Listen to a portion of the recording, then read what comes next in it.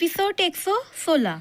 मोनिका और वकील की सारी बातों को सुनकर नियति की आंखों के आंसू रुकने का नाम ही नहीं लेते हैं और वो उन समर के पेपर को अपने हाथों में पकड़ी घुटनों के बल फर्श पर बैठकर जोरों से रोने लगती है। जिसे ऐसे रोते हुए देखकर घर के सारे मेट्स की आंखों में भी आंसू आ जाते हैं। तो नियति को मोनिका, वकील और परी तीनों की बातें याद आने लगती है। मुझे मेरी मम्मा के साथ नहीं, डैडी के साथ रहना है, जिसे याद कर वो अपने सीने पर अपना एक हाथ रख लेती है और उसे अपने सीने में बहुत तेज दर्द होने लगता है। तभी उसे मोनिका की आवाज़ सुनाई देती है। मैं उसकी सगी माँ हूँ, मैंने उसे जन्म दिया है और तुम सौतेली माँ हो, सौतेली। तभी वकील की आवाज़ भी सुनाई देती है। कोर्ट कभी भी सौतेली माँ को बच्चे की कस्टडी नहीं देती है और तुम तो सौतेली माँ हो और तुम पहले ही अपनी बेटी की कस्टडी हार चुकी हो। तभी नियति को उन तीनों की आवाज़ एक साथ सुनाई देने लगती है। मैं अपनी मम्मा के नहीं, डैडी के साथ रहना चाहती हूँ। तुम सौतेली माँ हो, सौतेली। कोर्ट कभी भी सौतेली माँ को बच्ची की कस्टडी नहीं देती है। नियति को बस लगातार तीनों की ही आवाज़ सुनाई देती है, जिसे सुनकर नियति अपने दोनों कानों को कसकर बंद करने की कोशिश करते हुए जोर से चीखी, नहीं नहीं नहीं, ये हमारे बच्चे हैं, हम कोई सौतेली माँ नहीं है, हम नहीं है सौतेली माँ। पर फिर भी उसे वही सारी आवाज़ें सुनाई देती है और उन तीनों आवाज़ों को सुनकर नियति फर्श पर बैठी अपने कानों पर दोनों हाथों को रखे उन्हें बंद करने की कोशिश करती है ताकि उसके कानों पर वो आवाज़ें सुनाई न दे। पर नियति कितना भी दबाव बनाकर अपने कानों को बंद कर ले, उसके कानों में वो आवाज़ का आना बंद ही नहीं होता है। और ऊपर से नीचे आ रही पीहू जब अपनी मोम को ऐसे अपने दोनों कानों पर ऐसे हाथों को रखे रोते हुए देखती है तो वो जल्दी से नियति के पास आकर बोली, मोम मोम, क्या हुआ मोम, आप रो क्यों रही हो मोम, बोलो ना मोम। ये बोलते हुए ही वो भी रोने लगती है, मगर नियति के कानों में जैसे पीहू की आवाज़ ही नहीं पड़ती है। उसे तो बस परी, मोनिका और वकील की आवाज़ ही सुनाई देती है और जिसे सुनकर उसके सीने में काफ़ी तेज दर्द होता है और वो उस दर्द को बर्दाश्त नहीं कर पाती है और अपने सीने पर हाथ रखे ही जमीन पर लुढ़क जाती है। जिसे ऐसे देख पीहू जोर से चीखी, मॉम। बोलते हुए वो काफ़ी तेज रोने लगती है और नियति को उठाने की कोशिश करती है, पर नियति नहीं उठती। ये देख सारे नौकर भी नियति के पास आ जाते हैं और उसे ऐसे बेहोश देखकर सारे लोग डर जाते हैं। तभी एक मेड जल्दी से पानी लाकर नियति के ऊपर पानी की छींटे मारती है, पर फिर भी नियति उठती नहीं है। ये देखकर सारे मेड्स काफ़ी ज़्यादा परेशान हो जाते हैं और पीहू का तो रो रो कर काफ़ी ज़्यादा बुरा हाल हो चुका था। वो बस लगातार नियति को मोम उठो ना बोलकर उठाने की कोशिश कर रही होती है, पर कोई फ़ायदा नहीं। नियति उठ ही नहीं रही होती है। जब सभी लोग देखते हैं नियति नहीं उठ रही, तब वो सारे काफ़ी ज़्यादा डर जाते हैं और नियति को उठाकर एक कार में बिठा देते हैं, जिसके साथ पीहू भी उसी कार में बैठ जाती है और वो सारे नियति को लेकर हॉस्पिटल के लिए निकल जाते हैं। दूसरी तरफ आदर्श देहरादून के मिलिट्री हॉस्पिटल आया होता है। मिलिट्री हॉस्पिटल में ऐसी दवा मिलती है जो दुनिया के किसी भी हॉस्पिटल में नहीं मिलती थी। ना कोई भी अमीर आदमी जो कितना ही बड़ा हो वो उसे खरीद सकता था। मिलिट्री हॉस्पिटल में जो मिलिट्री में होते हैं उनका और उनके घर वालों का ही इलाज किया जाता था और यहाँ की दवाइयाँ काफ़ी ज़्यादा स्पेशल होती है। ठीक ऐसी ही एक दवा लेने के लिए आदर्श भी यहाँ पर आया था। एक ऐसी दवाई जिसे लगाने से शरीर के कितने सालों पुराने जख्म भी मिट जाए और बॉडी बिल्कुल पहले की तरह हो जाए। इसीलिए आदर्श भी यहाँ पर आया होता है। आदर्श यहाँ पर एक मिलिट्री के सीनियर ऑफिसर से बात कर ही रहा होता है, तभी उसका फ़ोन बजता है, पर वो मोबाइल साइलेंट में होता है, जिस कारण आदर्श का ध्यान बिल्कुल भी उस कॉल पर नहीं जाता है और वो उस ऑफिसर से बातें करने में बिजी होता है। उसका फ़ोन कितने ही बार बजकर कट चुका था, मगर आदर्श का ध्यान अपने मोबाइल पर एक बार भी नहीं जाता है। हॉस्पिटल में नियति को इमरजेंसी बोर्ड में शिफ्ट करा दिया गया होता है और उस बोर्ड की लाल बत्ती जल रही होती है। अंदर डॉक्टर नियति का इलाज कर रहे होते हैं। बाहर मेड कब से आदर्श को कॉल लगा रहे होते हैं, पर आदर्श फोन नहीं उठा रहा होता है। ए देख, वो सारे मेड काफी ज्यादा परेशान होते हुए बोले, आदर्श सर तो फोन ही नहीं उठा रहे हैं, अब हम क्या करें।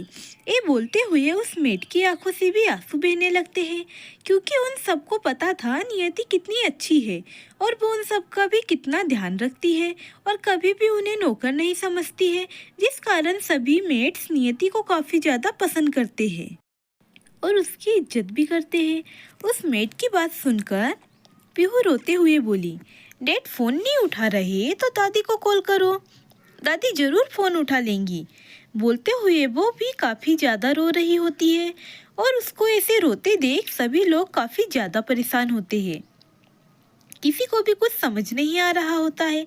तभी एक मेड मिताली को फोन लगाने की कोशिश करती है, पर मिताली का मोबाइल भी स्विच ऑफ आ रहा होता है, जिस कारण सबको और भी ज्यादा डर लगने लगता है और पीहू रोते हुए ही, मेरी मोम ठीक तो होगी ना, उन्हें कुछ भी नहीं होगा ना, बोल वो रोने लगती है और मेड्स उसे चुप कराने की कोशिश कर रहे होते हैं, पर पीहू शांत ही नहीं हो रही होती है। घर में अंश भी जाग चुका था और जब वो अपने पास अपनी मम्मा को नहीं देखता तो वो जोरों से रोने लगता है और एक मेड उसे चुप कराने की बहुत कोशिश करती है, पर फिर भी अंश चुप नहीं होता। मेड उसे खिचड़ी खिलाने की भी कोशिश करती है, पर वो खिचड़ी नहीं खाता, ना ही बोतल से दूध पीता। उसे तो बस उसकी मम्मा चाहिए होती है, पर उसे ना उसकी दीदी दिखती है ना उसकी मम्मा, जिस कारण उसका भी रो रो कर काफ़ी ज़्यादा बुरा हाल होता है। और अंश की ऐसी हालत देख उस मेड को समझ नहीं आता वो क्या करे, कैसे अंश को शांत करवाए। जब उसे कुछ समझ नहीं आता तब वो अंश को अपने साथ लेकर हॉस्पिटल के लिए निकल जाती है और थोड़ी ही देर में वो मेड अंश को लेकर हॉस्पिटल पहुंच जाती है।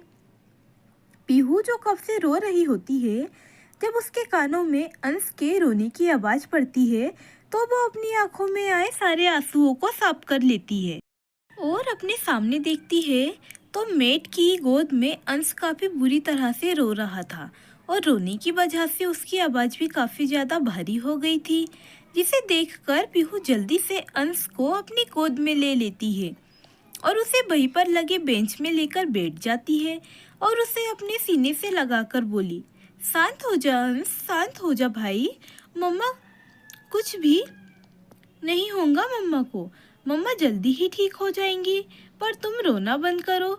जब मम्मा तुम्हें ऐसे देखेंगी तो उन्हें बिल्कुल भी अच्छा नहीं लगेगा। तुम तो मोम के अच्छे बेटे हो ना, तो शांत हो जाओ।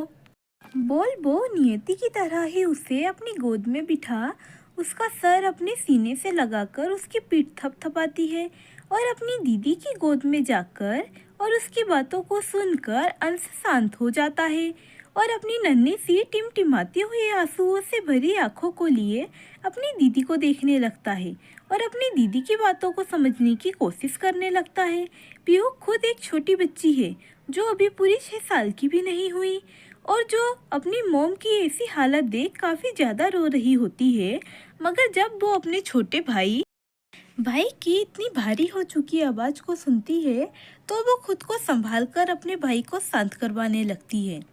कहते हैं बड़ी बहन माँ के समान होती है और वो अपने छोटे भाई बहन का एक माँ की तरह ही ध्यान रखती है और आज पीहू भी वही कर रही होती है।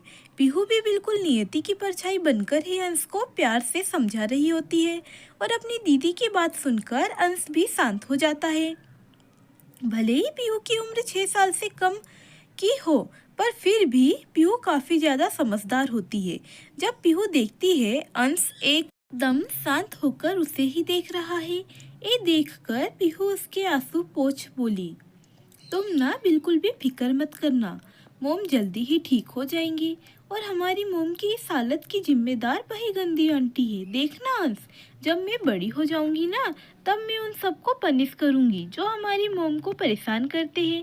ये बोलते हुए वो अपनी आंखों के आंसू आंखों में ही जब्त करती है और मोनिका को याद कर उसके दिल में बहुत ज्यादा नफरत भर जाती है। तभी मेट पीहू को अंश के दूध की बोतल देते हुए बोली, पीहू जब से अंश जब से जागा है वो बस रो ही रहा है। उसने कुछ भी नहीं खाया। तुम इसे दूध पिलाकर देखो, क्या पता वो तुम्हारे हाथ से पी ले। उस मेड की बात सुनकर पीहू दूध की बोतल अपने हाथ में लेकर उसे दूध पिलाने लगती है और अंश भी भूखा होने के कारण बोतल का सारा दूध पीकर अपनी दीदी की गोद में ही आराम से शांत होकर बैठ जाता है। पर फिर भी उसकी नज़रें बस नियति को ही ढूंढ रही होती हैं। करीब 3 घंटे बाद ऑपरेशन रूम का दरवाजा खुलता है और डॉक्टर बाहर आते हैं, जिन्हें देखकर पीहू अंश को अपनी गोद में लिए ही डॉक्टर को देख बोली, डॉक्टर अंकल, मेरी मॉम ठीक तो है ना? उन्हें कुछ हुआ तो नहीं ना? ये बोलते हुए उसकी आंखें नम हो जाती है। और जब डॉक्टर इतनी छोटी बच्ची की गोद में इतना छोटा बच्चे देखते हैं तो उन्हें इन दोनों के लिए काफ़ी ज़्यादा बुरा लगता है। और डॉक्टर बोले, बेटा, आपके डैडी कहाँ पर है और आपके साथ कोई बड़ा नहीं है क्या? डॉक्टर की बात सुनकर पीहू बोली, अंकल, मेरे डैड ऑफिस में हैं और वो फ़ोन नहीं उठा रहे हैं और दादी का मोबाइल बंद आ रहा है। जो भी बात हो आप मुझे बता दो, मैं इतनी भी छोटी नहीं, मैं सब समझती हूँ। पीहू की बात सुनकर डॉक्टर वहाँ पर खड़े कुछ मेट्स को देखते हैं, जो उन्हें ही सवालिया नज़रों से देख रहे होते हैं। सबकी नज़रों को महसूस कर डॉक्टर बोले, वो किसी बात को लेकर मेंटली डिस्टर्ब हुई है और उन्हें हार्ट अटैक आया है, पर आप सब सही समय पर उन्हें यहाँ लेकर आ गए। अगर थोड़ी सी भी देरी हो जाती तो हम उन्हें बचा नहीं पाते। इतना बोल डॉक्टर वहाँ से चला जाता है और उस डॉक्टर की बात सुनकर सारे लोग तो जैसे अपनी जगह पर ही जम से जाते हैं। वही अब तक अंश को संभाल रही पीहू भी डॉक्टर की बात सुनकर लड़खड़ा जाती है और वो अंश को लेकर ही गिरने वाली होती है। उतने में ही उसे एक मेड थाम लेती है और पीहू की आंखों में आंसू आ जाते हैं, पर वो अपनी गोद में बैठे अंश को देखती है और उसे देखकर किसी तरह खुद को संभालने की कोशिश करती है। नेक्स्ट एपिसोड की एक झलक। आदर्श जब अपना मोबाइल चेक करता है तो इतने सारे मिस कॉल देखकर हैरान होकर रिटर्न कॉल करता है और उस मेड की बात सुनकर उसे तेज झटका लगता है। नियति को जब होश आता है तो वो खुद को हॉस्पिटल में देखकर हैरान हो जाती है और खुद को अपने बच्चों से दूर देख वो वहाँ से बिना किसी को कुछ भी बताए भाग जाती है।